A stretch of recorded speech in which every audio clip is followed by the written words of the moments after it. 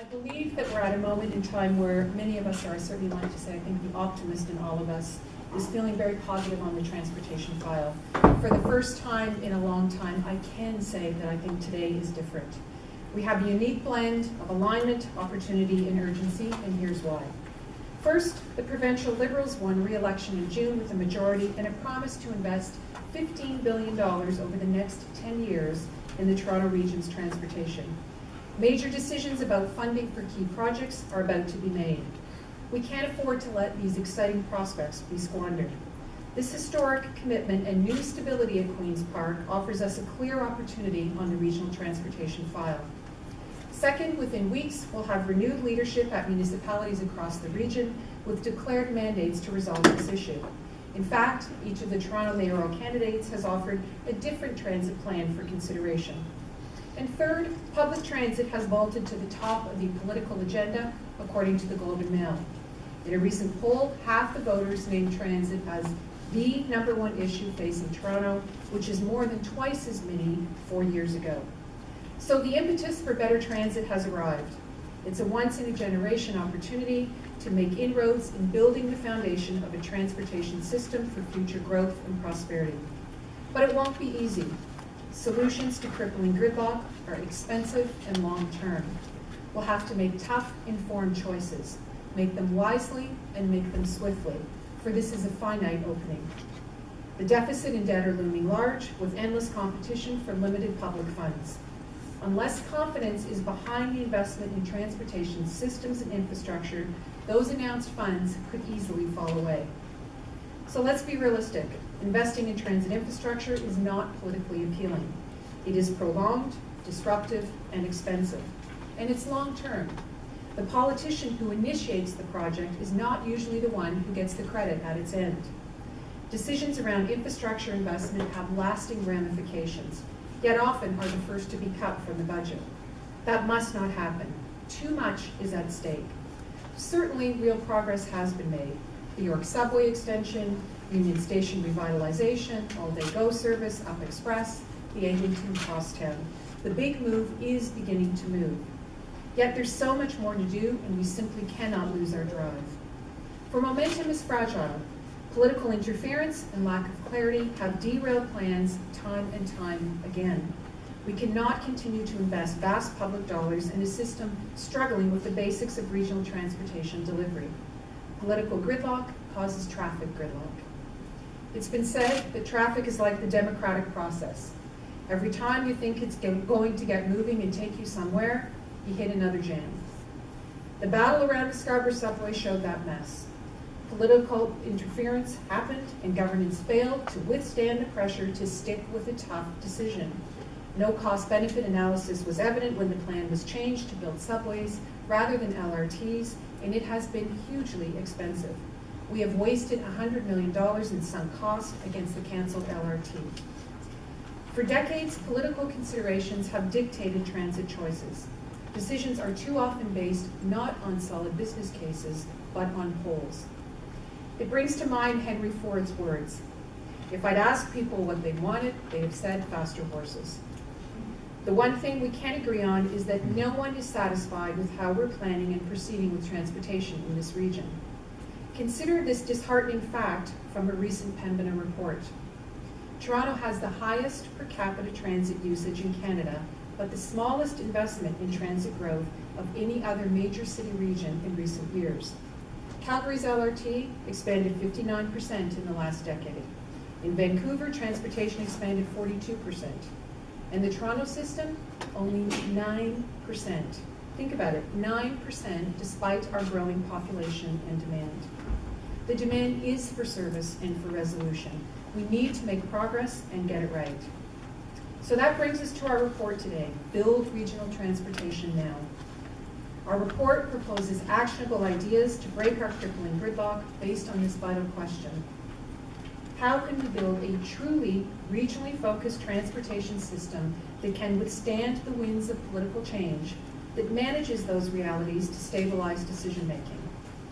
We have 3 recommendations to get us back on track. 2 of these are not new, but they're definitely worth repeating. First, make decisions based on solid business case analysis. Second, make the creation of an integrated transportation network a priority. And finally, the most critical, clarify accountability and depoliticize decision-making. Transportation planning, with its massive democratic impact on the public, will always be political. But we need to protect the ability to make and stick with expert decisions based on sound business cases.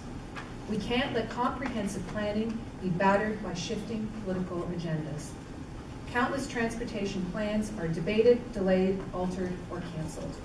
This constant change brings frustrated skepticism to business and the public who are being asked to contribute.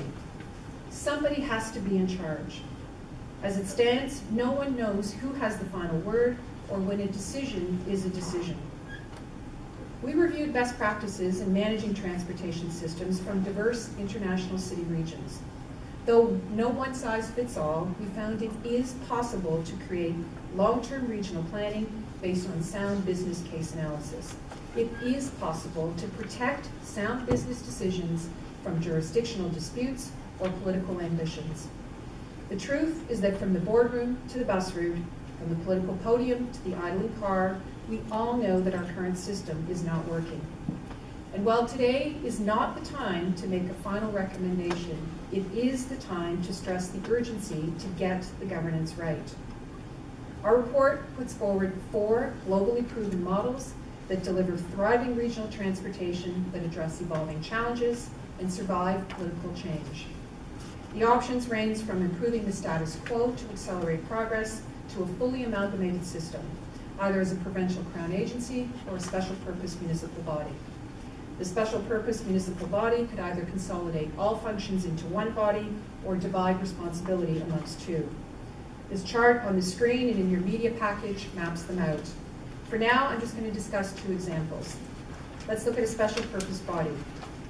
Transport for London serves 32 municipalities and 8.2 million people. It builds transportation from where people live to where they work, and it makes the link between economic growth and transportation. But most importantly, its plans have withstood political change, from Labour to Conservative governments. Now, while we acknowledge that Toronto does not have a regional government like London, there are many lessons to learn here. And we can all imagine what our transportation network would be today if, despite political changes, we continue to move forward with existing plans. Another approach is the provincial agency model, such as the Portland TriMet, which is a state organization serving the Portland area. It is the one body that handles all transportation needs.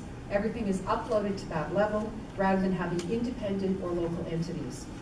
TriMet's responsible for planning routes, fares, investments, and delivery of the region's public transportation, which includes bus, LRT, rail, streetcar. Each member of the agency's 7-person board represents a specific geographic area of Metro Portland. They are appointed by and accountable to the governor. The transit system is so responsive and successful that while Portland is the 24th largest city in the United States, it is 13th in transit ridership, and significantly, its transit use is growing faster than that of automobiles. So these examples are among several others in our report. Importantly, they demonstrate that we need the discipline and the structure to realize our vision for an improved regional transportation system before it's too late. It is Metrolinx which has the mandate to plan, develop, and coordinate a transportation plan for the Toronto region. The board champions that official purpose. But mandate without authority is futile. As we wrote in 2012 and 13, Metrolinx must be empowered and freed from political interference to lead. It should be consulted, its advice heeded. Politicians must let Metrolinx do its job. It needs recognized authority with secure budgets and political independence. Metrolinx's current operating model creates major obstacles in advancing the creation of a regional transportation system. We need to rethink the model. We need a better model. One that clarifies responsibility, authority, and accountability.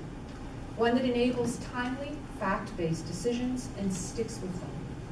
One that takes immediate action with a long-term view.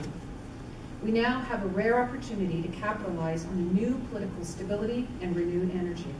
We can ensure that the Toronto region has a well-considered model with dedicated funds, used widely for transportation networks that will achieve the greatest economic benefit. It is critical that we get things right and back on track. And it's been a long and winding track. 50 years ago, the Board of Trade, 50 years ago, called for a regional transportation system. When I began here in 2007, our top issue was tackling our region's transportation challenge. We've made a lot of progress, but we can't let up. And now, as I prepare to leave the board, this issue remains our focus and has never been more urgent. I truly hope that my successor is standing at the podium 4 years from now, talking to you about transportation expansion networks, rather than talking about which governance model is best. We can seize the power of this moment to create a strong foundation for our transportation system. We know that gridlock is stifling our economic success, our reputation, and our quality of life. Rather than choking, we can and should be soaring, or at least moving smoothly and seamlessly across this great Toronto region. Thank you.